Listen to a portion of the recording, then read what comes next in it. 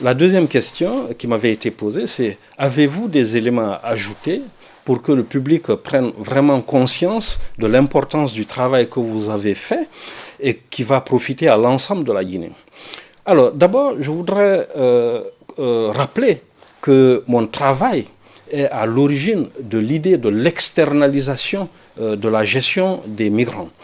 Et puis, la singularité de mon approche se trouve dans la cible qui est guinéenne et dans le principe de fonctionnement. Ce sont les deux éléments-là qui vont conférer à mon dispositif l'obligation de résultat, c'est-à-dire le taux zéro. C'est ce qui m'avait valu le message du président Emmanuel Macron, qui m'avait exprimé l'attention qu'il portait à ma démarche dont il avait pris connaissance. Et il a réitéré très récemment ce message-là, il l'avait confirmé, c'était en novembre 2024, donc c'est très récent, par l'intermédiaire de son nouveau chef de cabinet, M. Rodrigue Fursi, qui m'avait transmis le courrier présidentiel. Et ça, c'est une excellente nouvelle.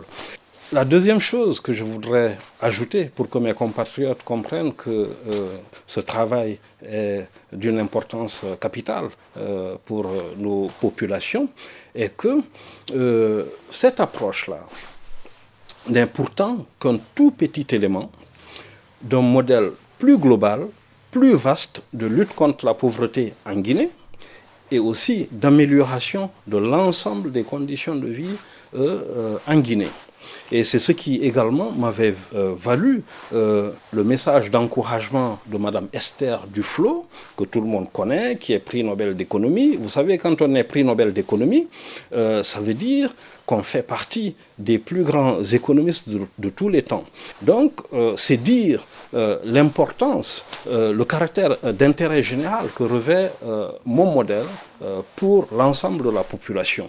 Et c'est donc au nom de cet intérêt général-là que je demande au président Mamadi Doumbouya d'organiser les élections dès cette année 2025, parce que ça permettra de mettre en place rapidement mon dispositif pour que nos enfants reçoivent leur argent mensuellement et qu'ils ne se portent pas candidats et qu'ils organisent des élections libres, crédibles, transparentes et inclusive. Et s'il fait cela, je vous garantis qu'il sera protégé par la République, mais aussi par la jeunesse. Mais par contre, s'il remet l'élection présidentielle à plus tard, ou pire, s'il décide d'être candidat, la jeunesse s'en souviendra, et le moment venu, dans le secret de l'isoloir, elle s'exprimera et elle se souviendra que nos autorités avaient mis en avant leurs intérêts